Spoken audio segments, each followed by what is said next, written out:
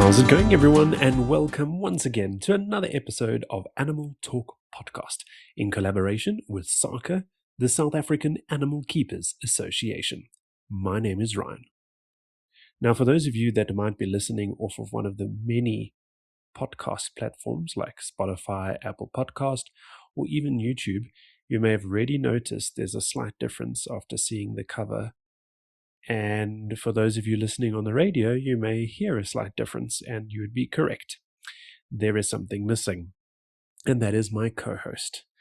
Yes, he is not with me today during this recording, unfortunately, because he is suffering from a little bit of a sinus issue and having trouble with talking. So if this is Animal Talk Podcast, it makes it a little bit difficult to do a podcast when your voice is almost gone. So he's not with us this week, but hopefully speedy recovery, Ayrton, and hopefully he'll be joining us back again next week on our continued podcast episodes. But yes, I am alone for this podcast episode.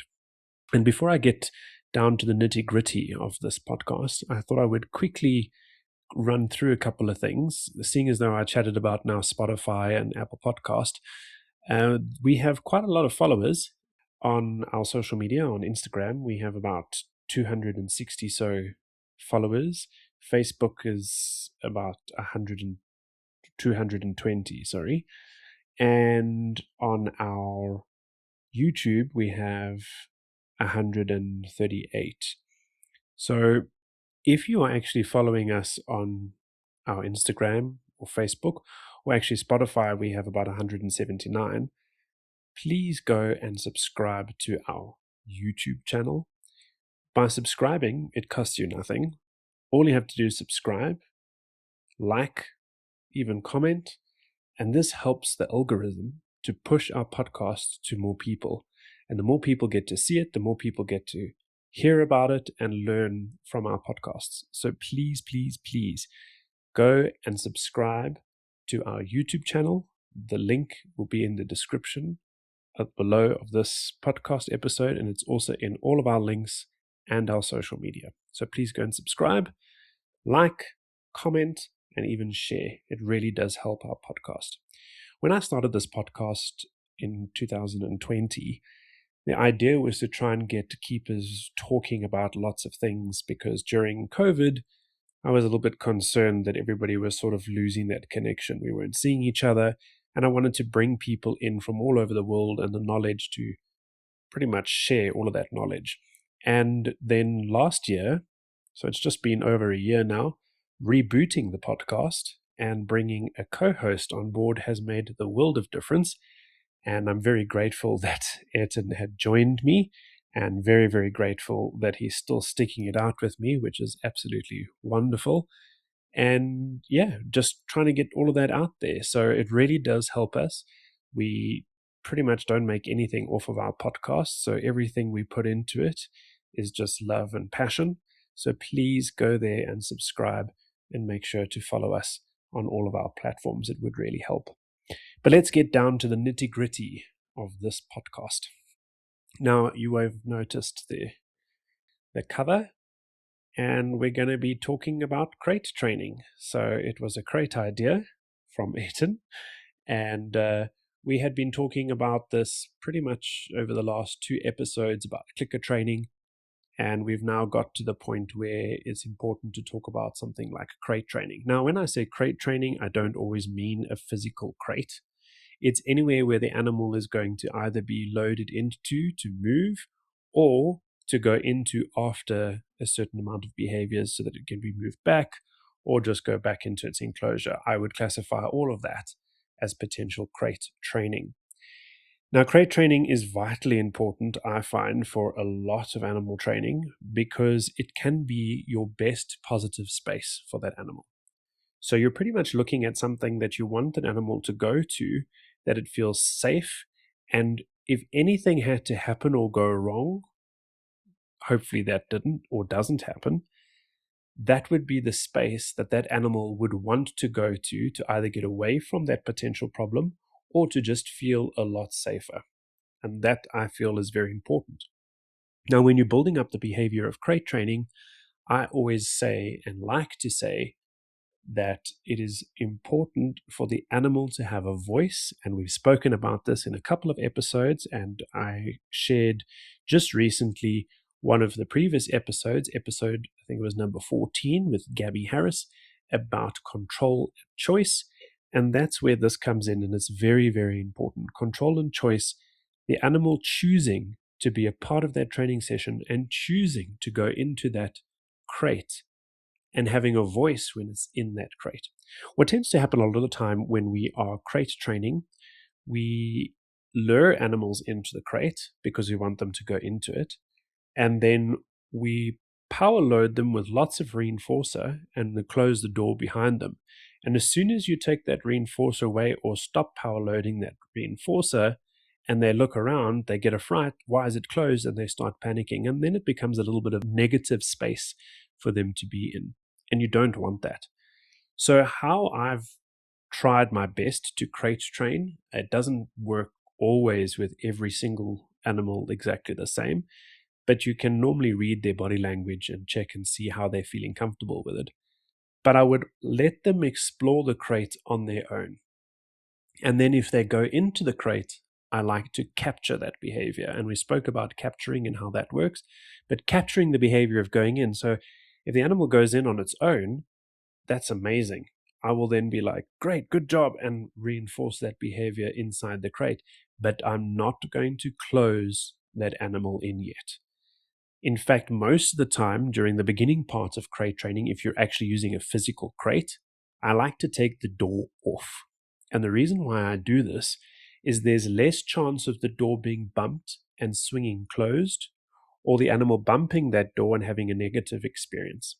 So remove that part, that's setting the antecedent, that's setting the stage for positive experiences in that training, and just have the animal going in on its own, reinforcing it for going in, and walking out whenever it chooses to. And I think that's vitally important for the animal to understand that it can leave that crate when it wants to. Now, once you've got that down and the animal is going in, you may find that the animal starts to stay in the crate for a bit longer than usual. So it will stay and wait. I'm going to wait here and wait for another reinforcer. And you can now start training a longer period of time of them staying in the crate. And this is great because this is setting you up for success, setting the animal up for success, and you can now start planning on putting that door back on. Sometimes if you've taken the door off, by reintroducing the door, you're kind of adding something else into the behavior, another antecedent. So you may have to retrain slightly again or take a couple of steps back just to get them used to seeing the door on, and then you can continue going forward. And hearing it or seeing it move is also very important. So making sure that you desensitize the animal to seeing that door moving or hearing that door moving if it's got a slight sound when it moves. Either you might be using a swing gate, for example, on a gate or an enclosure, or a sliding door, either it's sliding from the top or the side on a crate or an enclosure or a doorway or anything like that. Making sure that they are desensitized to those sounds and movements is also very important. So every time you touch it or move your hand towards it and the animal doesn't react, reinforce that behavior. That's very, very important. And then once they've got used to that and the door's there and they're now showing you behavior where they are calm and they're staying inside the crate, now you can build up on their choice. And their choice will be to tell you if they want to be in the crate or not, which is them staying there. And their idea of control would be controlling when that door closes. Now, it might sound very strange when I say that, because how can an animal tell you when you need to close the door? Well, you're looking for behavior.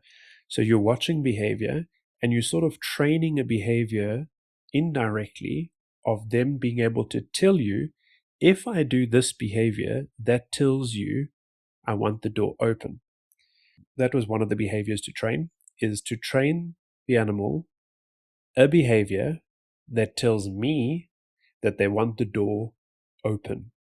Because what I would do is I'd have the animal walk in as it normally would do, touch the door, no problem, start to close the door, no problem. Now the door's closed, and if the animal ever looked back at the door, I would automatically open the door, and they can either walk towards the door, walk out and come back in, or stay in the position and look back at me for a reinforcer. If they look back at me for a reinforcer, I then close the door. That's their choice and control, and they're controlling that whole situation of, I am in control that door, every time I look at it, it's going to open. And I found that becomes so important for positive reinforcement, because now the animal feels that it has a choice. And when it feels it has a choice, that's even more superior than a positive reinforcer. So any reinforcer that you are giving, a treat or anything like that, the fact that the animal has a choice and control in the situation of training can be more reinforcing for them and increase behavior a lot quicker, and you can move forward a lot quicker in that way. And that's why I've always brought up the fact that that crate is so vital. In our last episode, we chatted about linking behaviors and backward shaping, and that's where that crate came into a very good, handy situation. And that is because you've made it such a positive, reinforced place, and you want an animal to finish off on a good standing. You want it to go straight into that crate, or into whatever you're going to be calling that crate area, if it's an enclosure or off a stage area or into a physical crate. That's the ending, and the animal is working towards that, to be able to go into that safe space where it's happy to stay in, which is fantastic and normally gets you some really good behavior, because they are going to go through all those motions to get to that end behavior. So I'm going to give you an example again, and I'm going to use what I used before, and that is a corvid, a crow. We had a crate that we would load him in at his enclosure with a sliding door. So he would jump down, he would walk into the crate, we would close the sliding door, and he would be happy to sit in it, because we've now trained him that behavior where he has control. So if he didn't want to come down, or he came down and stood at the entrance of the crate, he would not want to go into the crate. We're not going to force him and push him into the crate. We're going to just say, do you want to go? Or you don't want to go? If he doesn't go into the crate, then that's it. We would leave him for now and try again in a few minutes' time. So we'd always want to load him quite a time before the show time. Once he's in the crate and happy and we've closed it, we can now move the crate. And that's also an important thing, now that I mentioned that, is that's also something you need to train a calm behavior to. So if they're now in the crate and happy to be in it, the movement of the crate is now a negative feeling, because they've never felt that crate move before. So you need to also desensitize them to that. So just lifting it up and putting it down, opening it up, letting them go out, letting them come in, and increase that behavior and more, until eventually you can actually just carry the crate and move them to wherever you need to move them to. But once that's all trained, we'd take him down, put him on a shelf in front of a window. Both windows are sliding windows. And when it was time to go out onto the stage area, all we would have to do is open both the window and the sliding door, and he would step out onto stage. And we had trained it where he was on stage doing behavior, and at the end of the behavior, he'd go back through the window into the crate, close the crate, and take him home. And he would want to do all those behaviors on stage to get back onto the shelf, get back into the window, into the crate, reinforced, and home. So we did chat a little bit about that. Ayrton brought up a couple of things with mice and dogs and cats. Any animal can be crate trained, from birds to larger animals. Even shifting animals into night room areas is technically how I would call almost crate training, because you're moving them from an outside area into a lockup area. And they should have that ability to be able to say to you, okay, it's cool, you can close that door. And I think that's vitally important to remember, that choice and control. And I keep mentioning it, and that's just because I think it is really, really important. Now, there's a lot to do with crates and changing crates and modifying them, especially if you're using that specific plastic crate that we all tend to get and use for our animals. And I found that those metal swinging doors are probably a little bit more negative and tend to cause a lot more issues when it comes to training. So I normally whack those off, throw them out, and I install sliding doors, which are a whole lot easier to use. You can get the crate up to a close proximity to something where it needs to move from, so the animal can pass through that area easily. You don't have to shift the crate all the time to open the door or close the door. You literally just slide it out the way. And also the sliding motion is a lot smoother and calmer, and there's not a lot of, especially if you've got an older crate with metal, it kind of squeaks or moves slightly and makes some noises, whereas slider is more softer in its terms, and also you have a lot more control over that door. So when you're sliding the door, if there is a problem and the bird runs or the animal runs towards the door, you're not going to have it where it's just slamming closed. You can actually pause in that moment, check to see, does the animal really want to go out? If it does, you slide it open, the animal goes out. And if it doesn't, then you can continue to close it, making sure that there's no bits and pieces sticking out like a beak or a foot or a tail or something like that. It just makes it a lot easier to use. And a sideways sliding door is a whole lot better than up from the top down. You have a lot more control from the side, I have found. But if any of you have any ideas about how you would crate train or understand how you could make that work, or any ideas, you could probably let us know. You could contact us on our email, which is animal.talk201@gmail.com. And then, of course, we're also on a whole lot of our social media platforms, which I mentioned a little bit earlier. But we're on Facebook, Instagram, we're on LinkedIn and YouTube. And our handle is Animal Talk Podcast _ZA. And you can make sure that you contact us through any of those platforms. Now, I did mention that we would be mentioning some people if they commented on our podcasts. So please make sure that when you go onto our YouTube channel and you subscribe, like, comment, and let us know. And then we can mention you in our next episode or so. Now, the next couple of episodes, we're going to be probably having a few guests joining us. We haven't had guests for a while. We've been waiting for a list of guests to come through, and it's all about timing. So making sure that we've got the right timing for our guests and that everybody is on the right time zone, especially if we've got international guests joining us. But yes, we will be having some guests coming up shortly, some local, some international, and it's very exciting indeed. So if you do have any questions about Animal Talk Podcast and you would like us to discuss a topic, you can also contact us. We'd really like to hear from you guys. It's so nice to hear from our followers and listeners because it really, really makes it feel like we're doing something positive for the industry, for animal care professionals. And when we hear from you guys, it's nice to hear how you feel about the podcast and what ideas you have. So please do not hesitate to contact us. We really, really do like hearing from you all. This is a slightly shorter podcast episode, and it's just because it's just me. Actually, when I first mentioned to my father that this week I would be doing a podcast on my own, he said, "Isn't that going to be hard? That's like talking to yourself." And I said, "Yeah, it is like talking to myself, but I'm pretty much used to it because I'm an only child. I've done it for pretty much most of my life." So I did find that kind of funny that, yes, it is kind of talking to myself, but as I sit here and chat, I am thinking about all of you listening, and yeah, it's making it a lot easier to talk. So yeah, hopefully we hear back from you guys, and next week, hopefully my co-host Ayrton is back up again, and we will be back in full swing again on Animal Talk Podcast.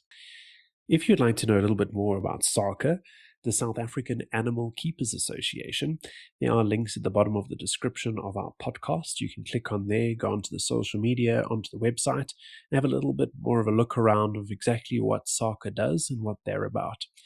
SARCA is really important because SARCA is there for developing keepers. Those are the people on the ground, those animal care professionals, and making sure that they have the information and can communicate with each other and kind of share all their knowledge.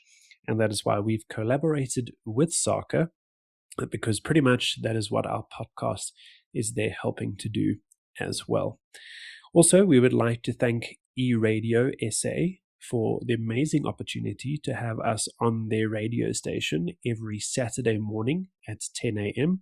Thank you very much for allowing that, and that gets us out there to a lot more people. So big thank you to eRadio SA for that. But like I always say, remember, animals are our passion. Thanks for listening, everyone. Bye-bye.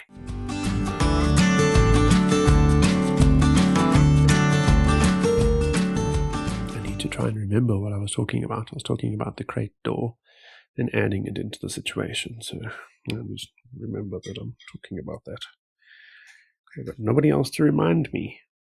Whew, there we go. Not so bad. Talking to myself seems to be something I can do quite well.